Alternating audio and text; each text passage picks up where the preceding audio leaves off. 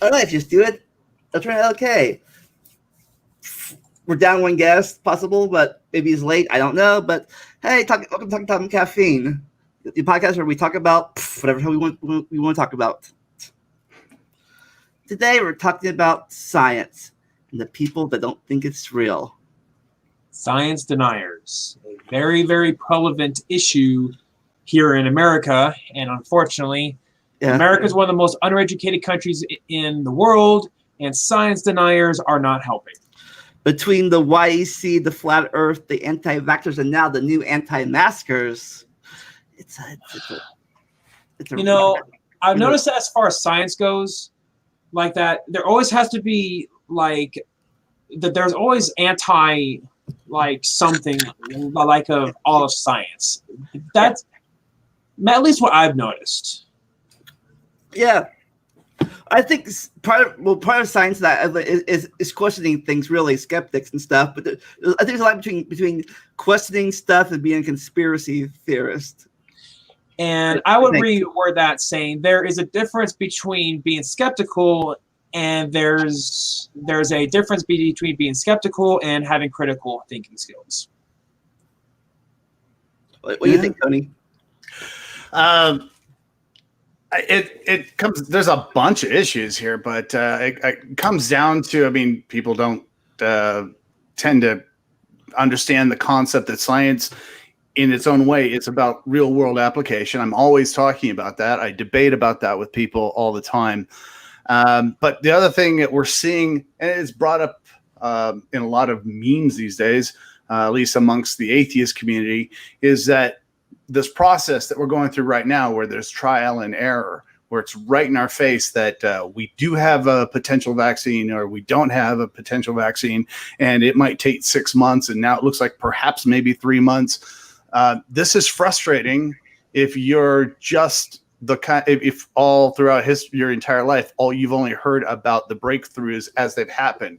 You haven't been around as you watched the trials that went into whatever medication you're taking now, the time that it was involved to just like radiation therapy. There was a whole bunch involved to make that legal.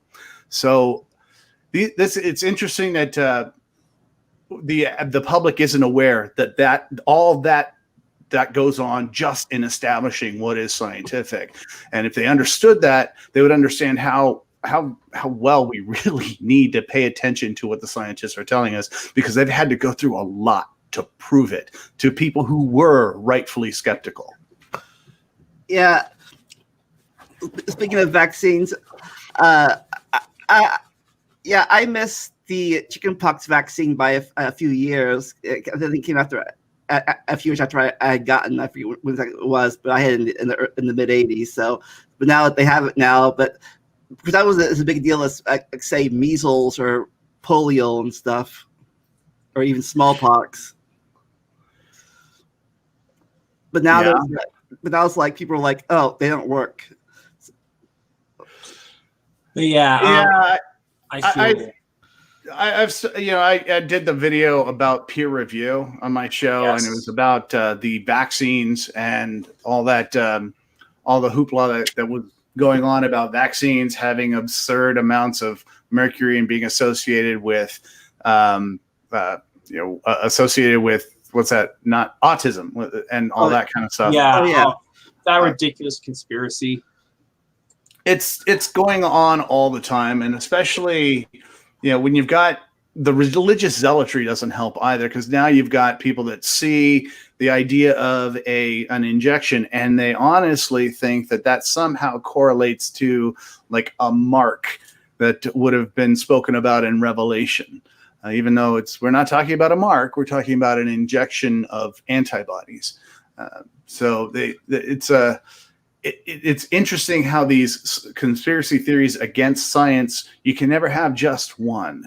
If you believe in creationism, there's a good chance you might believe in the flat earth. You might not. You might believe in a few other things, but you don't just have that one conspiracy theory. Which is perfect that I say that. It's because a few years back when I did research on conspiracy theories, it is because my mind was just so blown that there's still people who believe the Earth is flat, and I was just wanting to know why in the world would anybody still believe this 21st century. I found some very telling results, and that if you believe one conspiracy theory, then it's very possible that you can believe in more than one. Like with every flat earther I have encountered, they don't just believe the flat Earth. They also believe that vaccines are a conspiracy, and I've met a lot of them who think that dinosaurs were never real, and etc. And I thought it was bad when the creationists think that dinosaurs were on the ark or not on the ark, whatever, but not. At least they think at least they know they existed. They're not like, oh, dinosaurs are the devils are trying to trick us. If I had to pick my poison, I mean, I would rather have them believe that dinosaurs were on the ark. It's because at least that they acknowledge their existence, but they still are rejecting a lot of science. Well, technically, dinosaurs were on the ark. There was a dove and a raven on the ark. Yeah, true. I never thought of it that way. So there were some dinosaurs on there. And yeah, speaking of dinosaurs on the ark, I had a friend on Facebook, and we were just casual friends and whatnot. And then one day, she posted that one picture on Facebook that says, "Oh, post your unpopular opinion."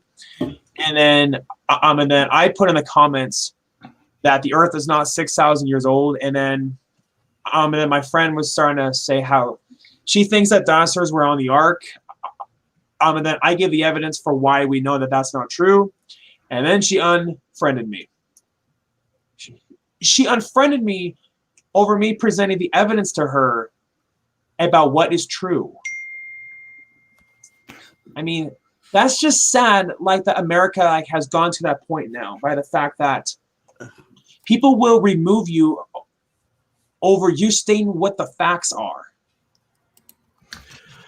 Yeah, it's funny you mentioned. I've had an experience like that very recently. I had somebody post a meme that the government knew that they already had a cure for COVID months ago, and they showed this guide thing. It was from like I think 2004, 2005, and it said something about the antibodies that you have may look like COVID-19.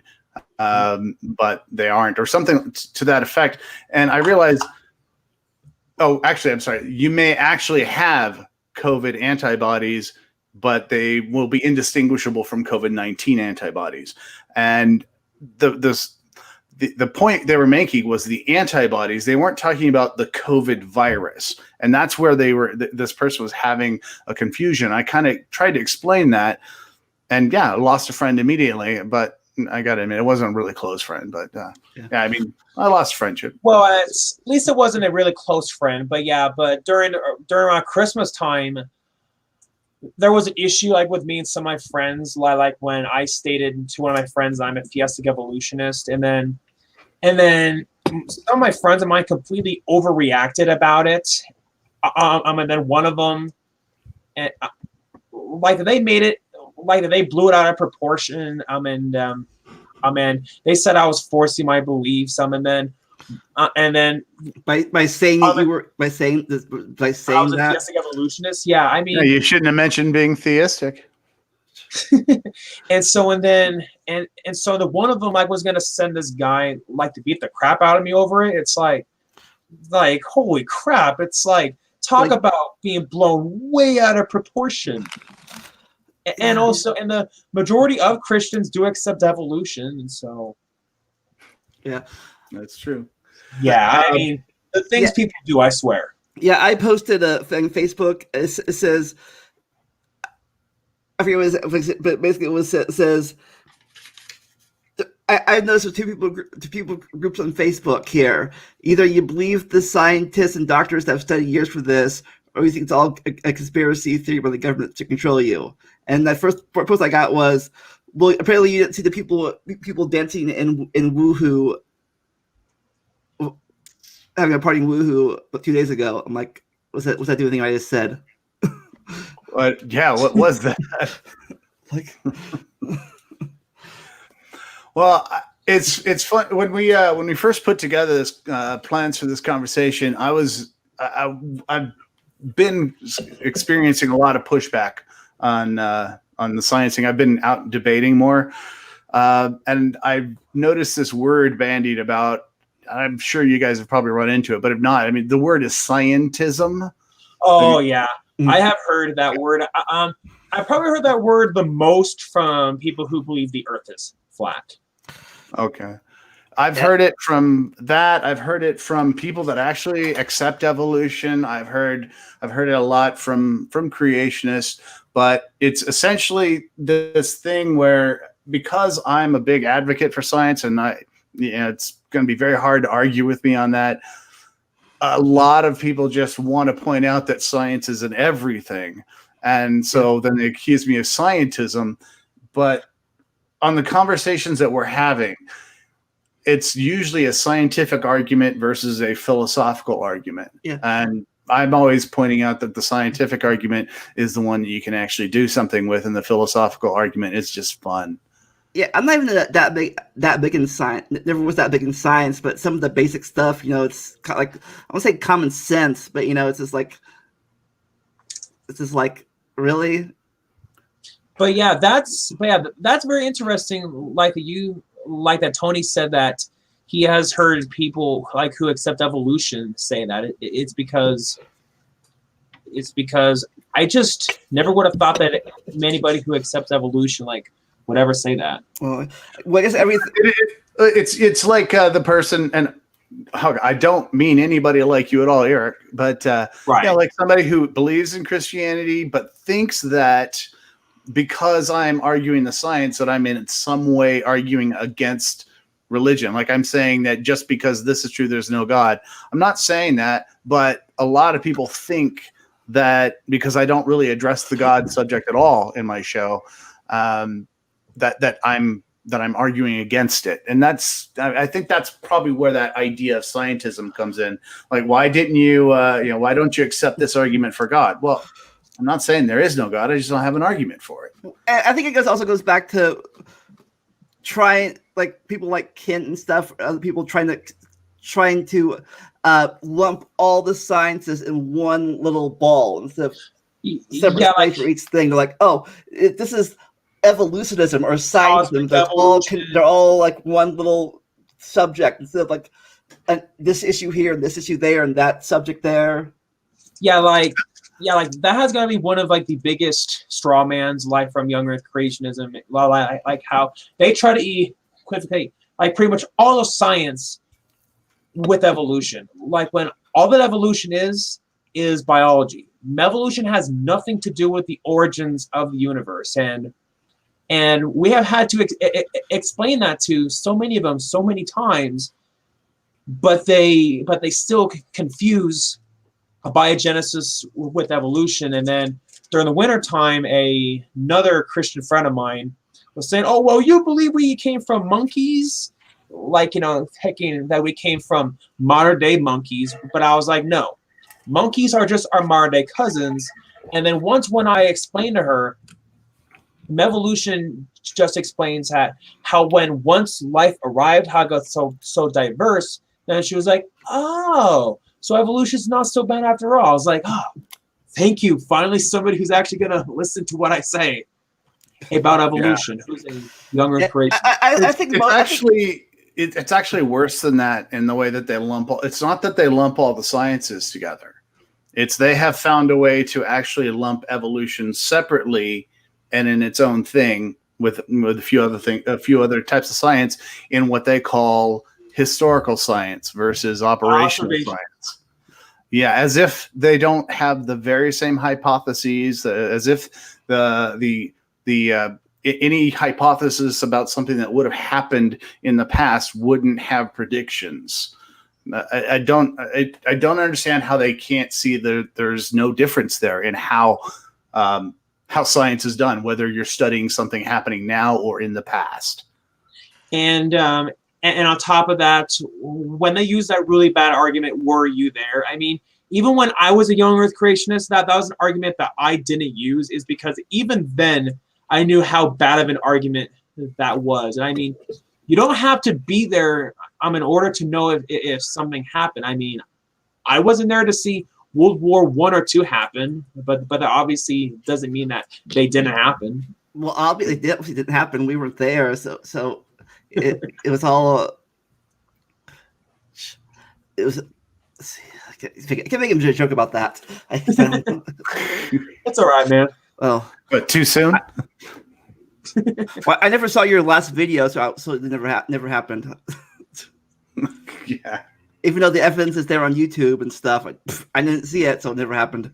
Yeah. Yeah, and as far as lumping it all together, though, I've been doing that myself for my show because there's that term they use, evolutionism, and nobody wants everybody who accepts evolution is the first one to say that's not the right word, but they're also using it to argue against physics and other uniformitarianism.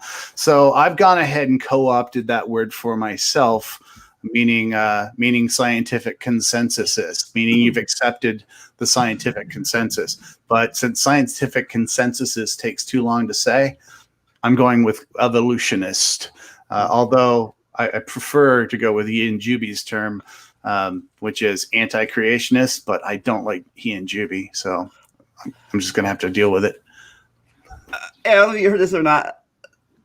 It's like people in the mask issue, like people either they say I can't breathe in this mask, or they say if you can breathe in it, then how does it stop the virus? And one time I replied back, well, one thing, you see, viruses are small, right? They're very small. But you know what's smaller than a virus? A carbon dioxide molecule. And on top of that, viruses. And I've also heard the argument, oh, it's my body and I'll do what I want. I'll wear a mask if I want or not. Yes, it is your body and it is your choice, but you have to think if it's a beneficial choice. If it's not going to be the beneficial choice, then why settle on that choice?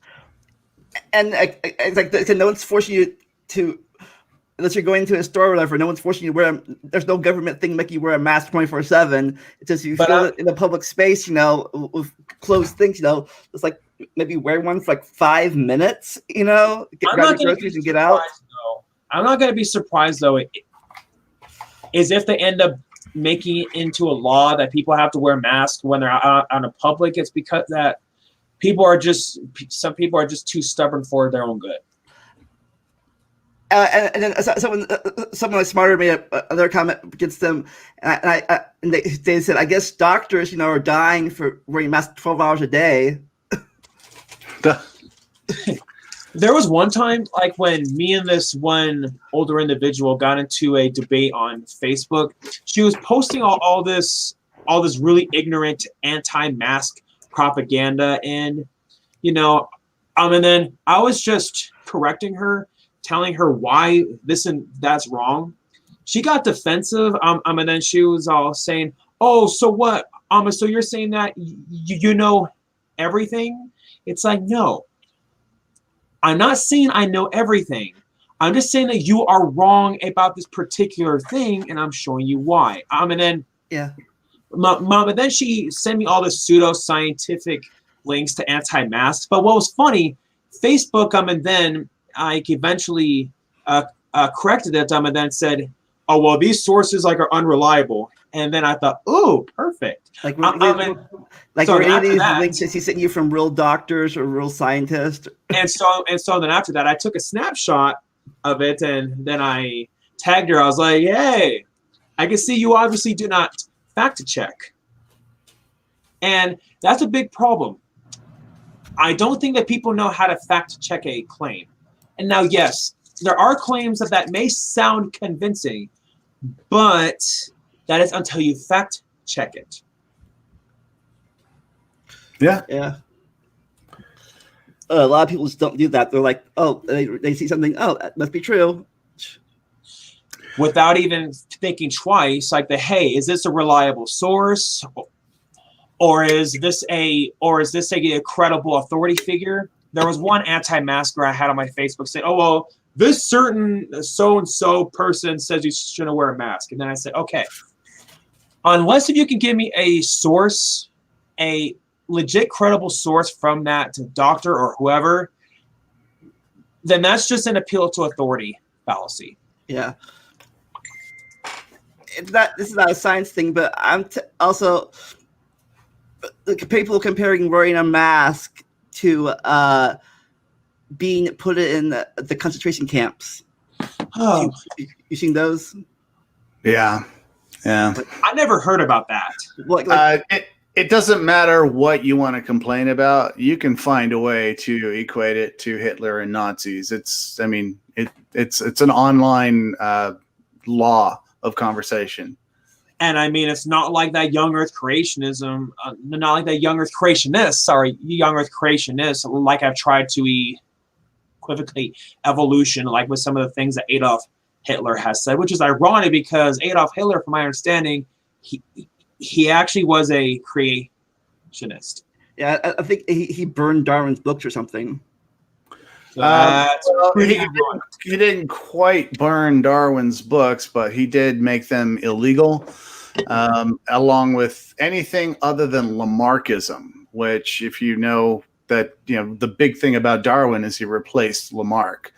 But Lamarck was also what we call an aristogenicist. So he believed that nature had a goal towards making things better, and human beings were the pinnacle of that. Like the ladder evolution thing. In fact, yeah, he was completely a different type of evolution entirely. He even wrote that it's absolutely insane. I mean, this is me paraphrasing, but why the heck would you believe that a human being could have come from an ape? But in that very same thing, he did say that he thought Jews came from apes. So you got to trust the source.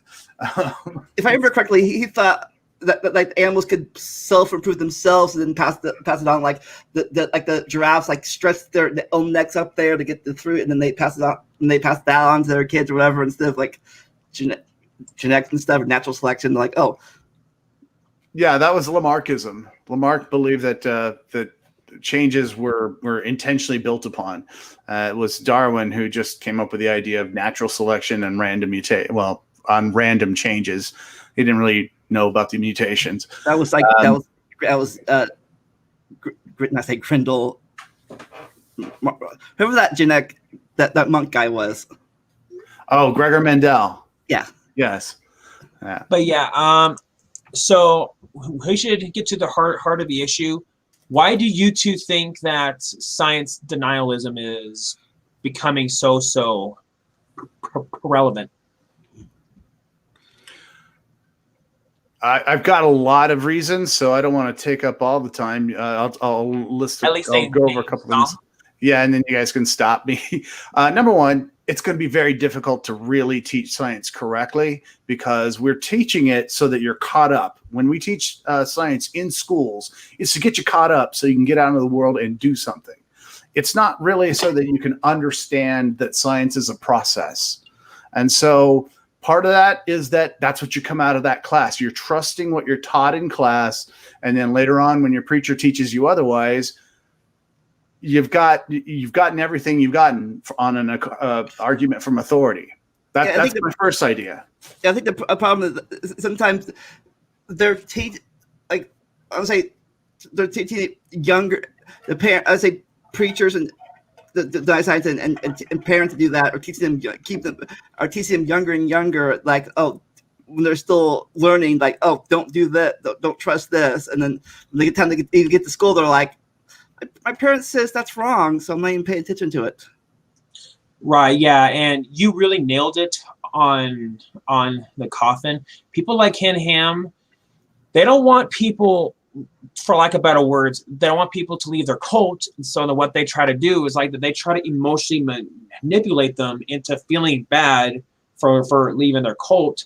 Say, oh, well, if you don't believe Genesis the way how I believe it, you're a fake Christian. But if they're going to use that, well, then that's just the no true Scotsman fallacy, if they're going to say that. Yeah, the other reason I think is bullying. I mean, like, there are kids who get bullied so bad by the fact like that they don't want to go to school, they don't want to learn. And I've had a lot of friends who were bullied in high school, and then they said that that's the reason why that they didn't go off to college. It's because of the fact that they were bullied so bad by the fact that they just do not want to go back to school. And as sad as that is, I could totally understand why. Yeah.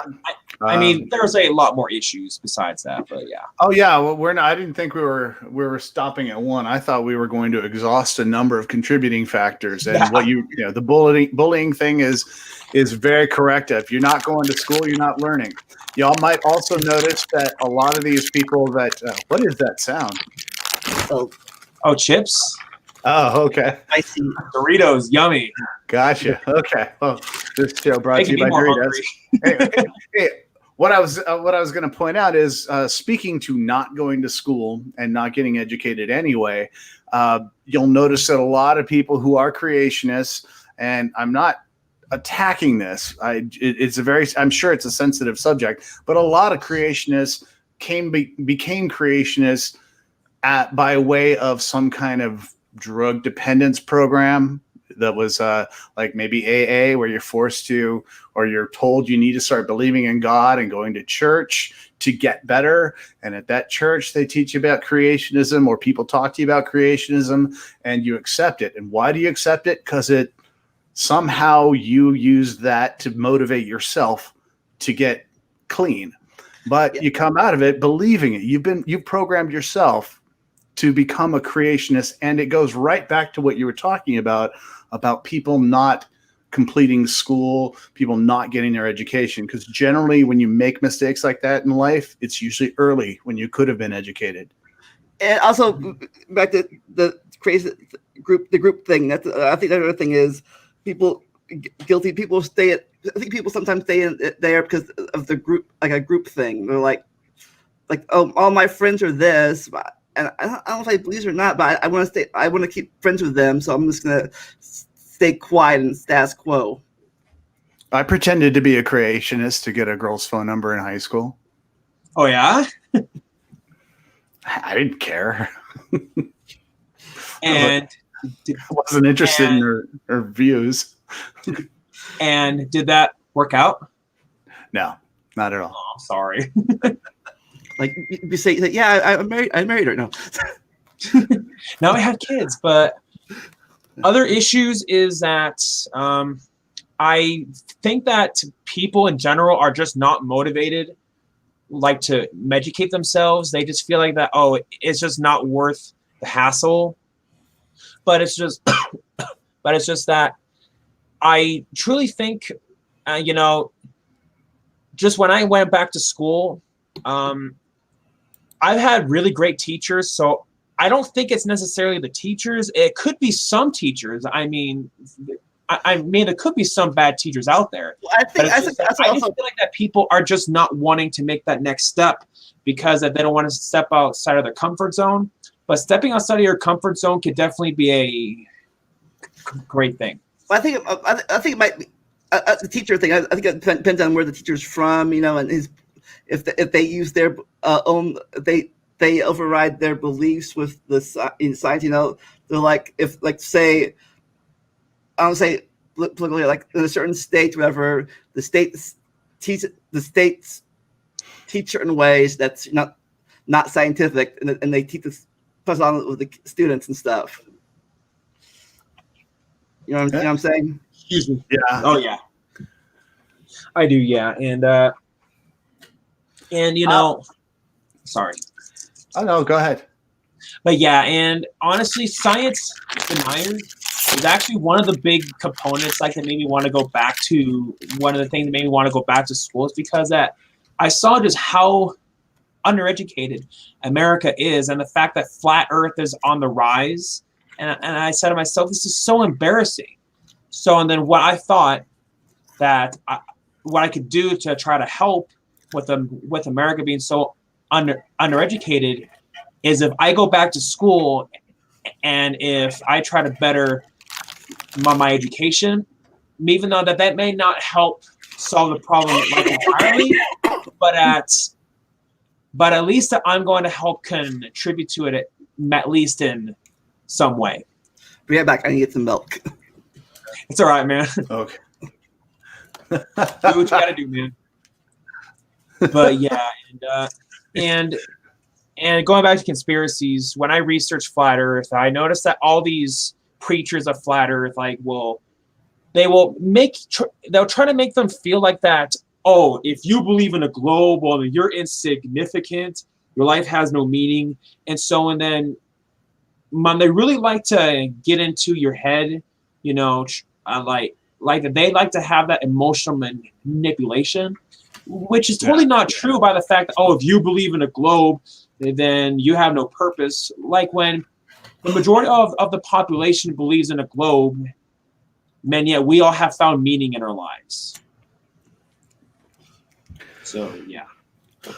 Well, but we hear that all the time in the theist, non-atheist arguments. If you don't, how can you say you have a purpose? And I mean, you hit the nail on the head. You found your own purpose. But another explanation I have for why people are very poorly educated is, even as adults, I mean, if we're going to go ahead and learn science, it's still going to take a lot of reading stuff that isn't the easiest to read. Concepts you have to, I mean, my vocabulary since I started my show has increased so much. You would not believe the terms I can't believe I understand. And coming up in a conversation, with just some random person at a party, and they're like, "Why do you know all that?" I'm like, because I'm a loser. Research. But what I've noticed is that in these debates, I notice a couple things. We watch debates and presentations. There is no call in a creationist seminar for you to do any fact checking. There is never any. That is coupled with the fact that these are people who talk to audiences for a living. They are a master of that craft. And they every day, or every Sunday at least, go someplace and they speak to a large group of people. So they're much more charismatic. And I've even given Kent Hovind credit for that. In his day, he was a witty dude. He was easy to pay attention to. People constantly said nice things about him. It's hard to compete with that when you're one of those people in a lab who doesn't really go out and do a lot of presentation to people. And generally the arguments that you have are, here, this is what I believe, and here is this mountain of research I have that I'll need you to read through and come back to me in 2 weeks. Kent Hovind would get on in front of you, make his argument, and say, so there you go. You have enough to know. You make your decision now.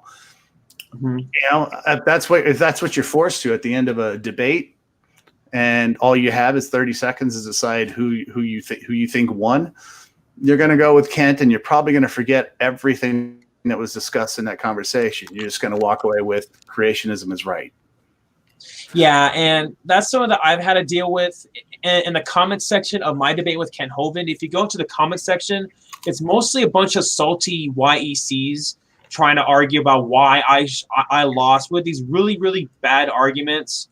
And there was this one guy who was trying to argue the infamous T-Rex soft tissue argument. And I gave him all these sources, like to prove why the YEC explanation for that is not true, but he still went on anyway. And so I really feel like that there's a lot of cognitive dissonance. Yeah, Tony brought it up. They just don't want to accept what is true.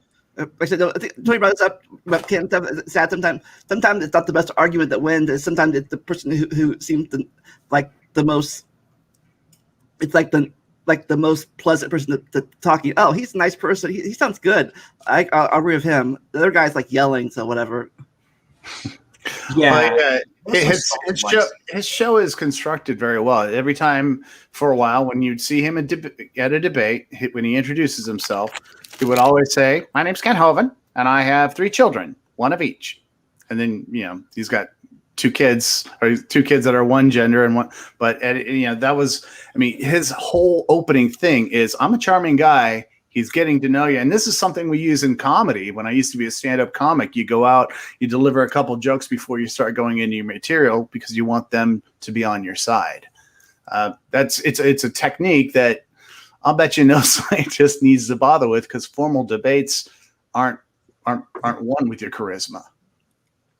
Right, yeah. And man, it's interesting how Richard Dawkins said, I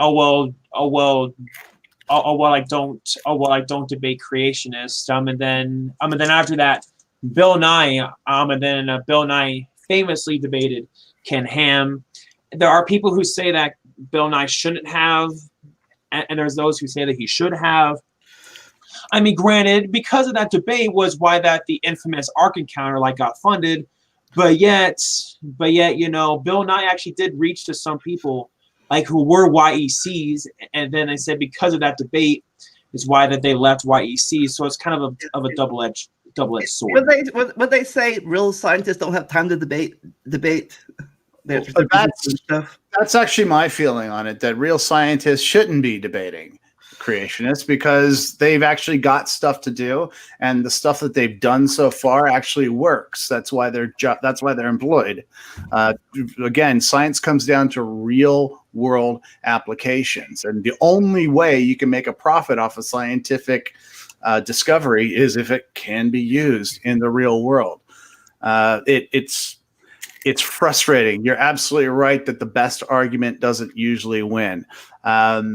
With Kent Hovind, it was interesting. I debated him on what has more real-world application, evolution or creationism. And by the end of it, I mean, he never did show a single application of creationism. He was hooked on this concept of, can you make the best explanation? And I was like, it doesn't matter whether the explanation is good. This conversation is about real world application.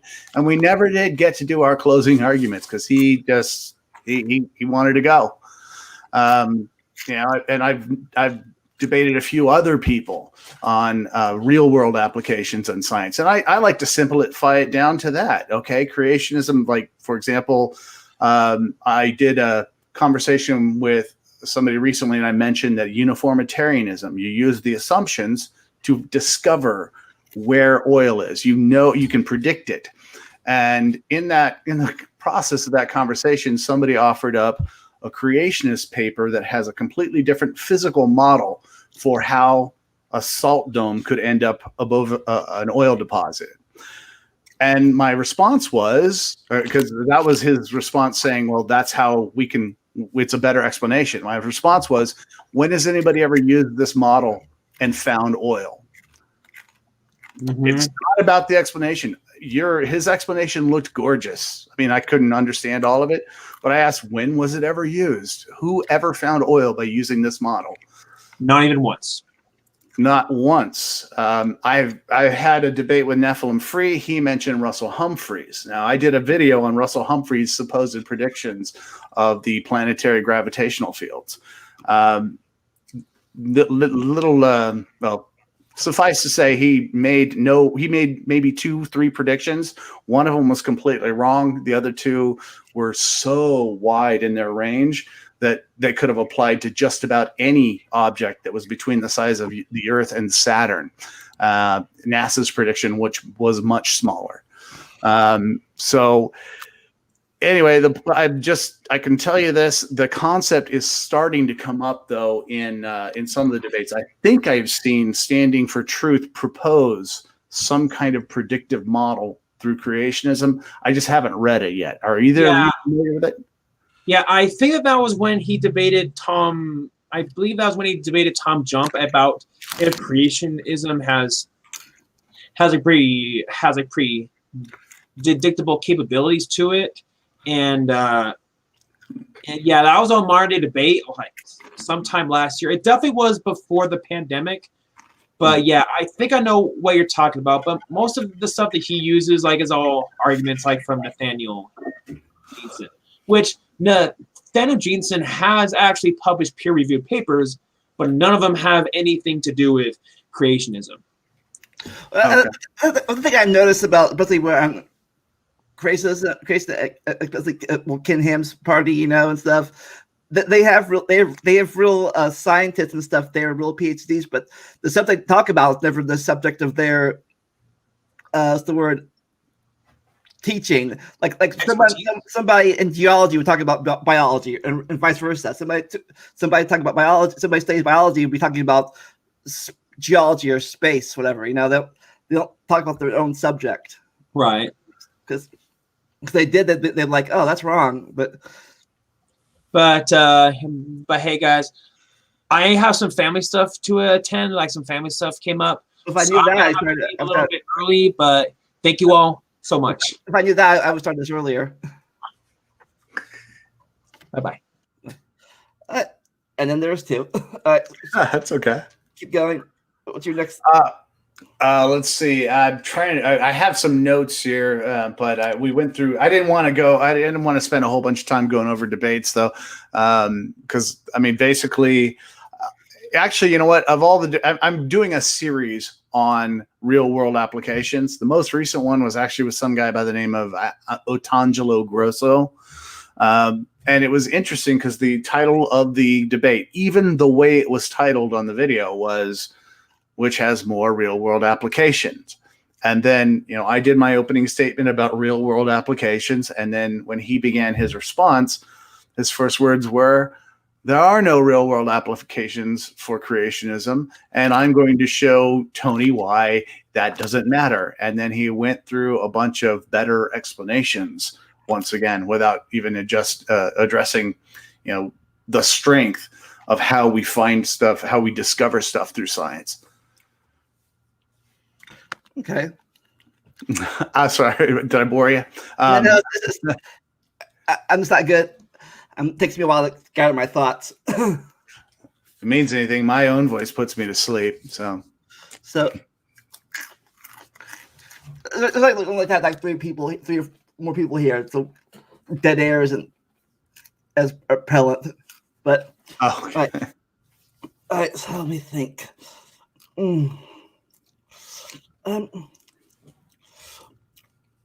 So what do you all the things we talked about so far, what do you think is like the most damaging? The why you see the flat earthers or the anti-vaxxers and stuff?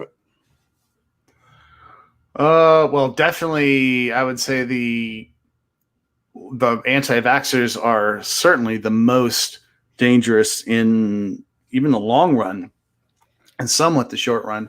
I think the anti-maskers are dangerous in the short run, and I mean, because when I say that, I mean in the most grave terms. They are a danger in the short run because they'll kill everybody that's susceptible. Eventually, you're going to kill everybody that's susceptible to the virus. Yeah, and so that's probably going to end. But if you're an anti-vaxxer, the repercussions of what you don't do will ring on forever. Yeah, I think the thing, anti-vaxxers and stuff, they think they're using science. They are, but they're not. They claim, you know, we should let the virus just come. I think that I've heard this before. We should let the virus come, you know, just get over with, you know, and it's like build up antibodies for it. Yeah, It's, you know, which might work, you know, if all of us had the same healthy immune system, you know, and we're not all different bodies, different genes and stuff. And some people, you know, can't. That's what we did. I made it come that. That's what we did. We did that during the plague, you know, and like half the population died, or a third of the population died because, you know, some people can't handle it and they get immune system for it. Other people will just die. And people are like, it's like people bring this up all the time, like only 1% of the population are dying because of this. I'm like, yeah, because the things we're doing is working. Imagine if we weren't doing anything at all. Yeah, exactly. It's people but higher. Yeah. It's unfortunate to see that kind of. I understand it with the anti-vaxxing with the anti-masking though, because we are actually watching it unfold, and you know there's a reality we have to keep about this, and that is that being cooped up in your home gets on your nerves, and it's going to be expected that people are going to lash out and be pissed off and want to call this a hoax, because it's much more fun if it is a hoax, because that means you can go out and have more fun again. Yeah. So you have, again, the last 6 months, I haven't been in the 2-mile radius of my house. Well, thankfully, I've been working. I've actually gone to work. I go to work, and I actually missed my coworkers for about 2 months when I was. Well, I did too, because my work's like half a mile from my house, so it's not that. Nice. Like, yeah, that restaurants, they're all still open. Those locations.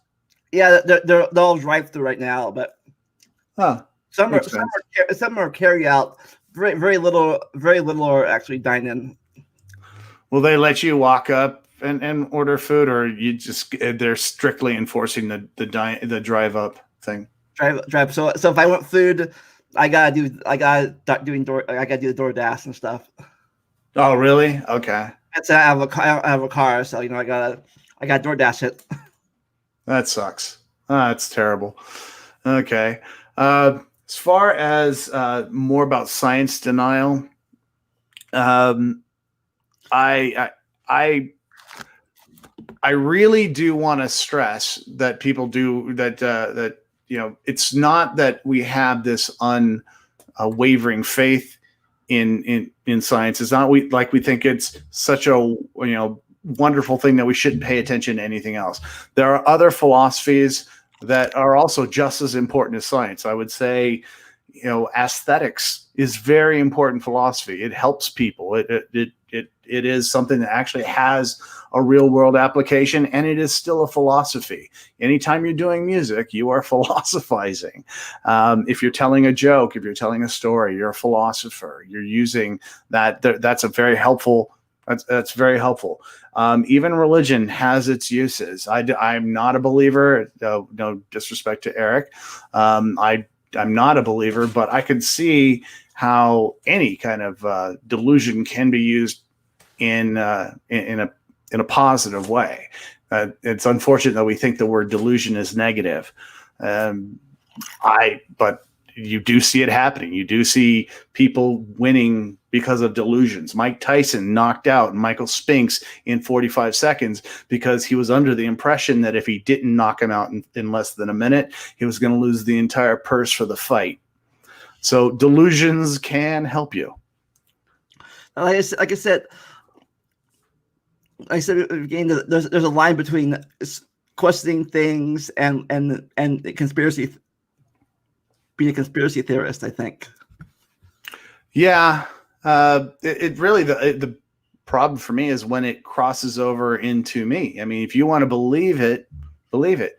If you want to convince me of it, I'm actually open to argument. I don't mind that. So, but expect some pushback.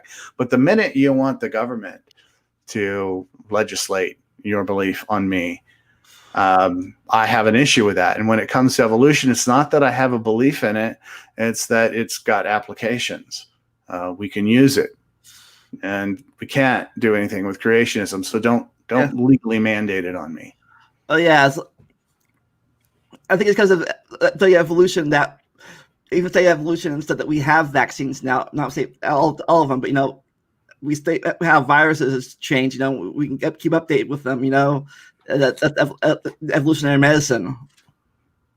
Yeah, that's the assumption that they'll continue to mutate.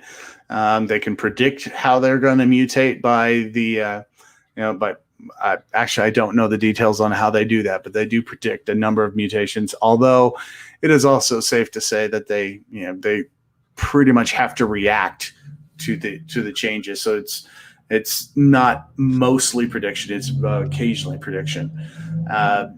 It is fantastic though that we have people that are constantly using using a scientific method to save our lives every year.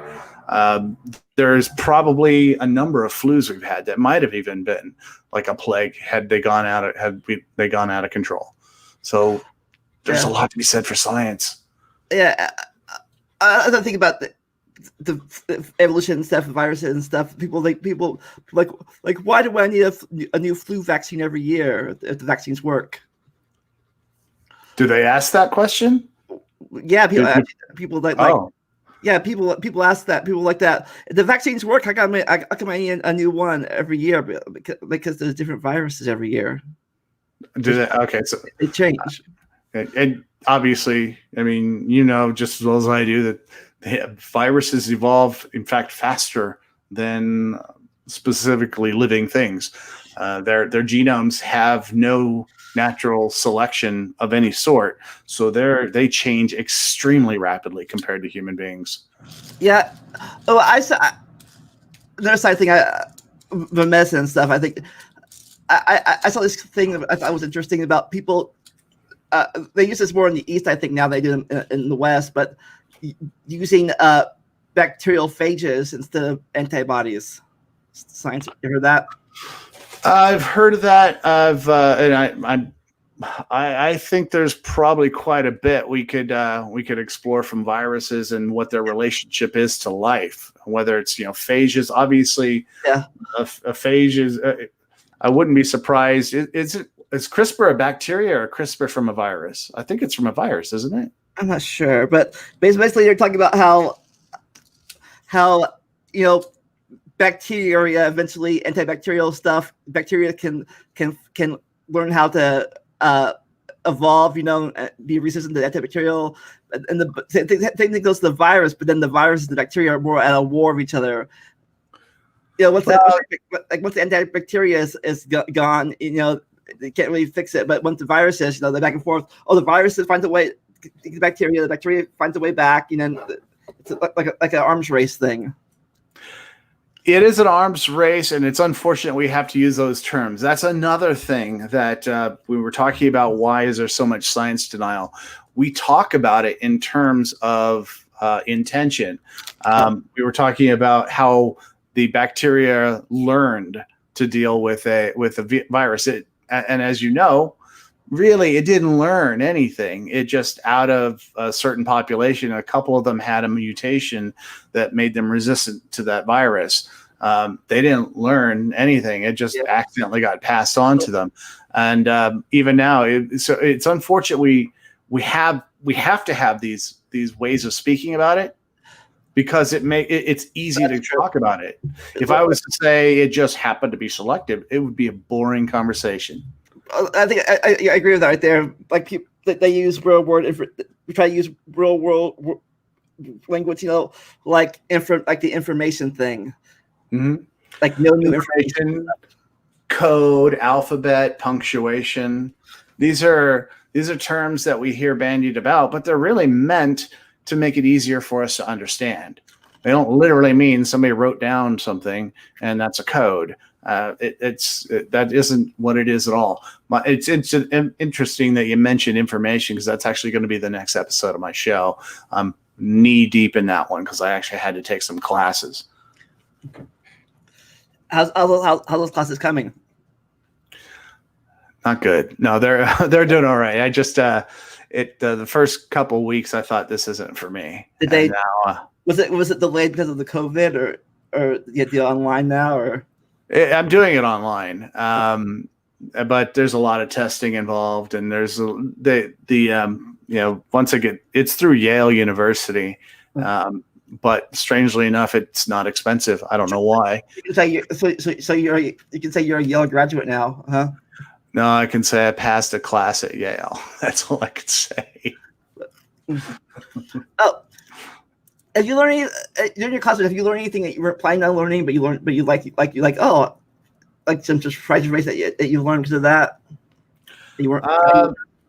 Yeah, in a sort of a side thing. I mean, part of it, I don't want to explain how it goes, but part of information theory, when you're running some of the models, you have to learn game theory, which is it's a brilliant way to look at how people compete against each other and how other things compete. I did not expect to learn anything about that. and that was very illuminating, and it's put a lot more of the world in perspective for me, like why nations act the way they do. And so yeah, if I was to say one thing I didn't expect to learn, it was that. Did you say game theory? Game theory, yeah. I know it was a joke of a website, YouTube name. It's I'm sure I'm sure they got the name from that, because again, I'd never even heard of it, and now I have taken a couple classes in it, and hopefully I really can't wait to get this video done. It's the hardest I've ever worked to get the knowledge I need for a 10-minute presentation ever. Oh, yeah, I can't wait to get back. Oh. Yeah.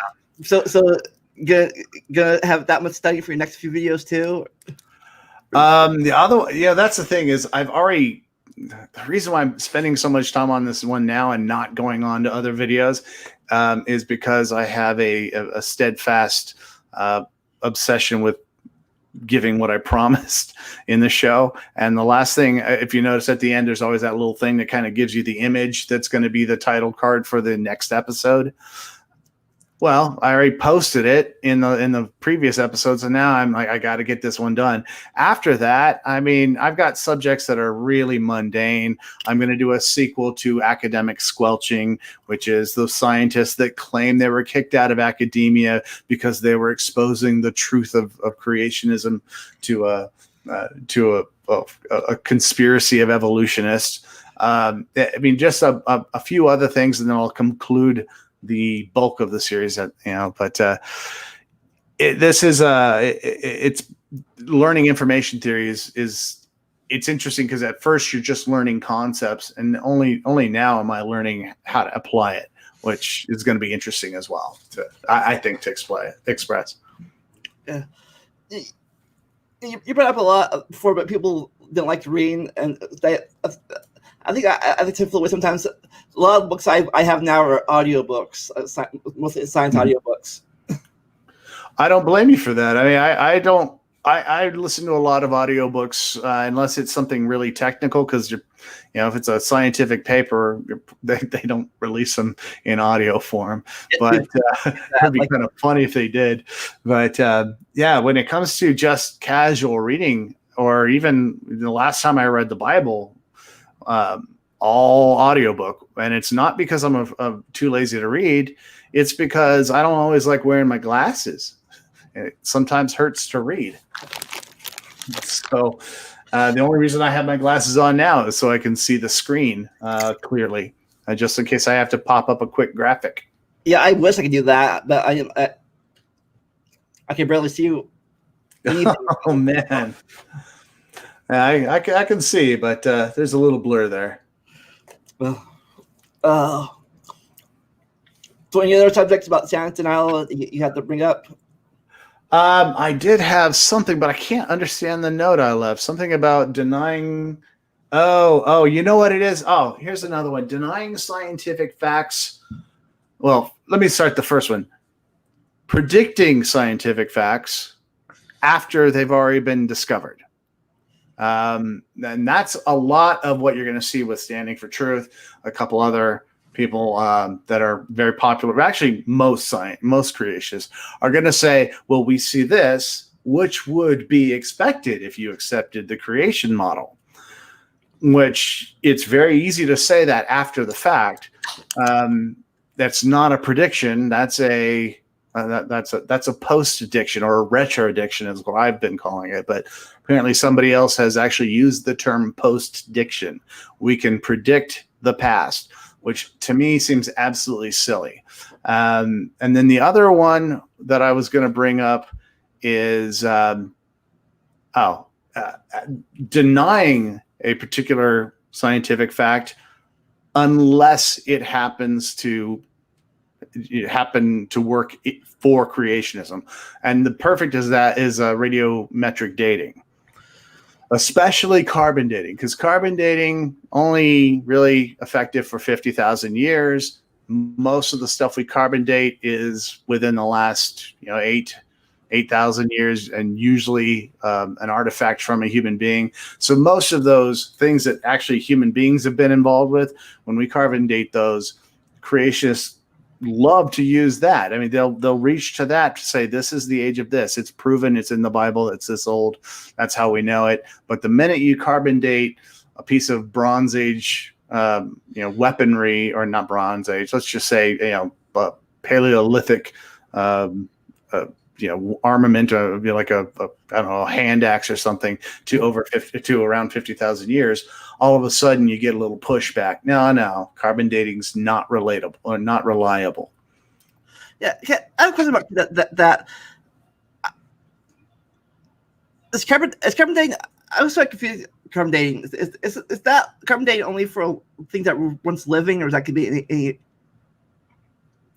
You said Bronze Age stuff, Bronze Age hair. Does that even work for carbon dating? Is that only for like living bones and stuff? Yeah, what you did is you caught me trying to think off the cuff. That was a bad example. Let's just say maybe an arrow, and maybe they were carbon dating the shaft. Okay. You're correct. Yeah. So thank you. I appreciate that. I do actually. I was confused for a second. Like carbon dating, I was like, wait a minute. My brain's like thinking a second. Like. I was like, oh gosh, darn it. Yes, that is. Yeah, that's what. Yeah, thank you. It is only, it is especially only good for objects that had carbon in them to begin with. And so thanks for correcting me. No problem. Good for something. Memory. No problem. That's, I mean, as far as the science denial goes, it is an issue, and it's partly because well, actually, let me make a prediction. I actually think that that's going to change a little bit, but it's not going to be because anybody's going to start teaching science differently. It's because we're in a world where we have this kind of communication, where you and I can do shows like this. The people that we're looking to tell us to actually learn this stuff are too busy to go out and take on the creationists and refute them. But there are people like you and I who have the time. I'm not curing cancer, and I doubt you are. More so possibly than I could be. But yeah, so you and I and Eric and Jackson Wheat and RJ, we need to be out there. Maybe not so much RJ, because he seems like he should be working somewhere. But all the rest of us, I mean, while we're not curing cancer, why don't we go out and make a difference? And my technique, you've already seen my technique. My technique is to appeal to the pseudoscientists and then hit them with the science. As you saw, every episode, the title is what it is because I want those people to watch it. It just happens to be the people that like my show are people that accept evolution. But every one of us has our own way of educating people. Jackson Wheat, if his video's up, it immediately goes to the top of my list, and I watch it immediately. And there's a lot of great people on YouTube that are taking their own swing at educating, and that's what I want to see. I hope to see more people educating, especially the way that we are educating, which is showing how we know what is true. We don't just say that this is true. We'll say, here's the experiment that proved this, because that's one of the things that one thing I was told. I've not got a degree in science at all, but the objection I've gotten from a creationist that really pissed me off was, everything you learned from a book.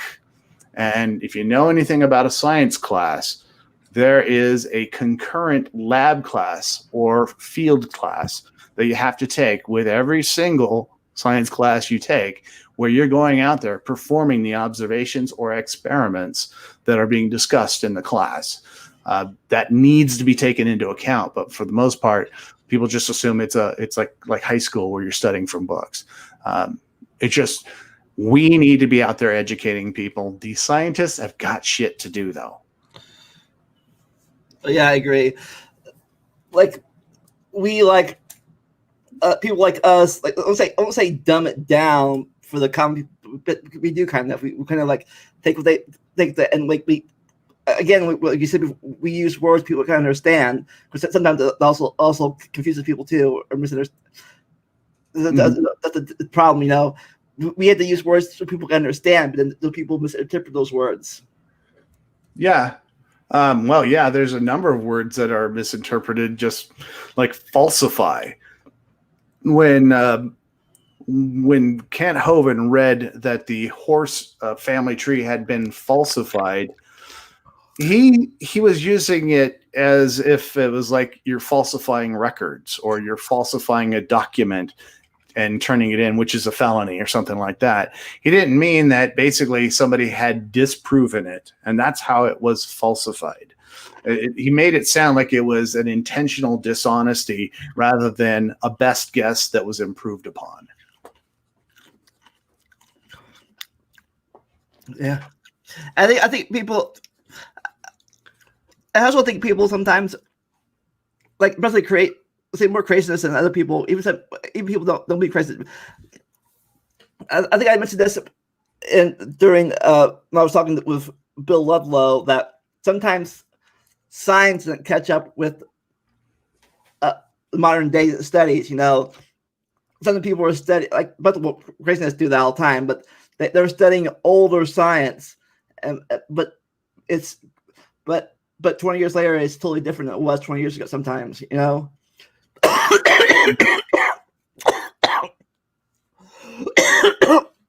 Like, all right, bud. Yeah.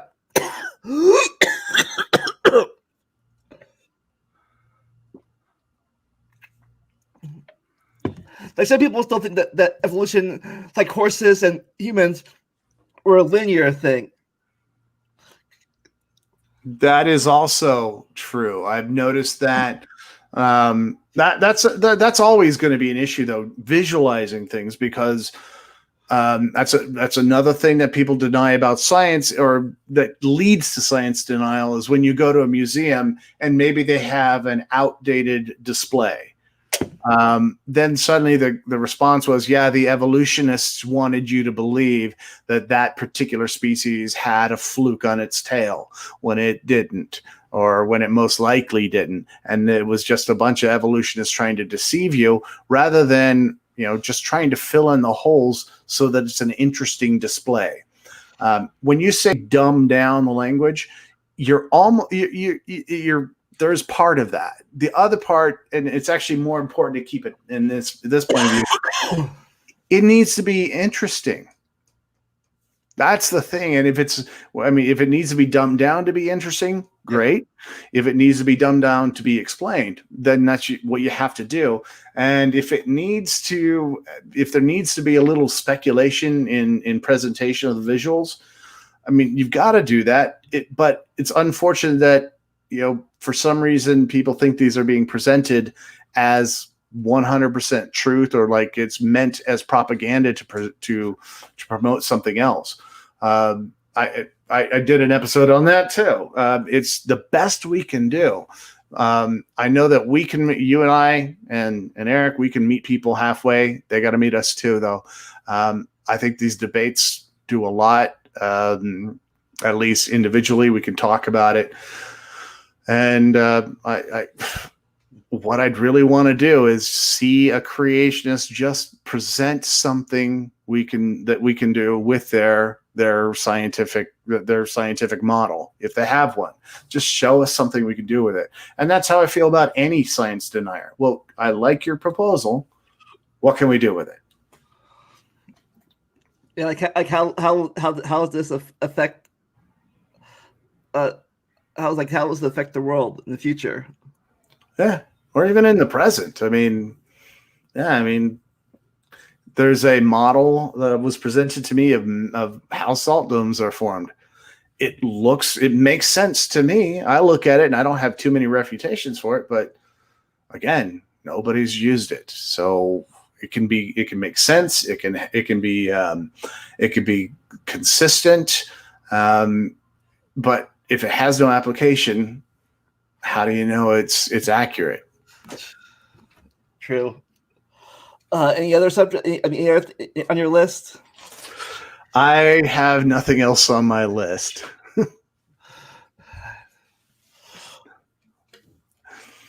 And you think you want to just random talk about the science denial and stuff? Because I really don't have much going on. I'm still working on the information episode, and I will get to it.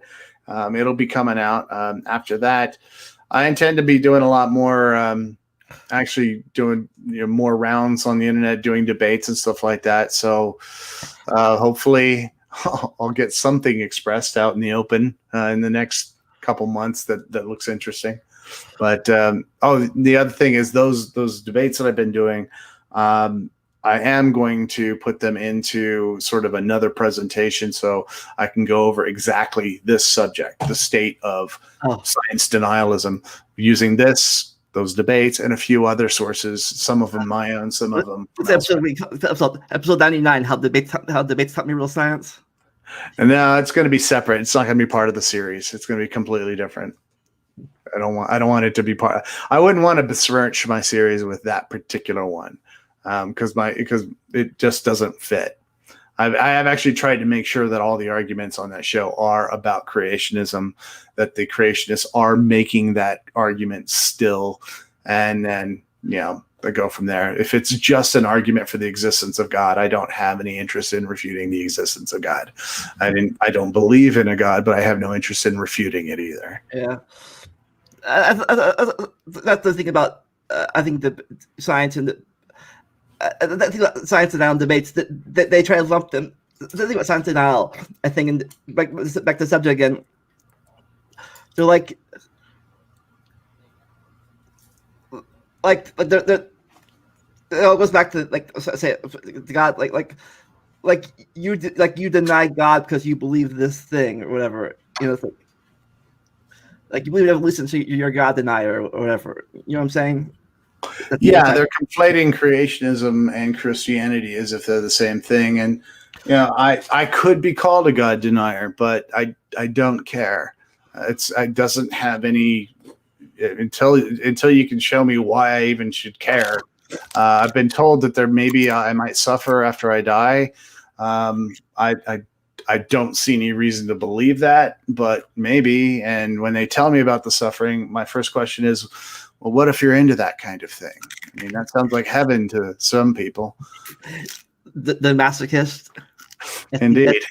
SDM. Well, I was hoping we could have this longer, but with RJ no show and Eric had to leaving, I guess we have to call it for now. Hopefully we can it's good talking to you, man. I mean, it's good to be on, and even if nobody gets anything out of it but us. Yeah, hopefully we have a part 2 sometime in the future, more information and stuff, and more talkers. But all right, check out his channel, Tony Reed, How Christians Taught Me Real Science. You might like it, and it might put you to sleep. Either way, give him a few hours. Thank you. All right. Never stop learning. Enjoy the randomness. We'll see you next time.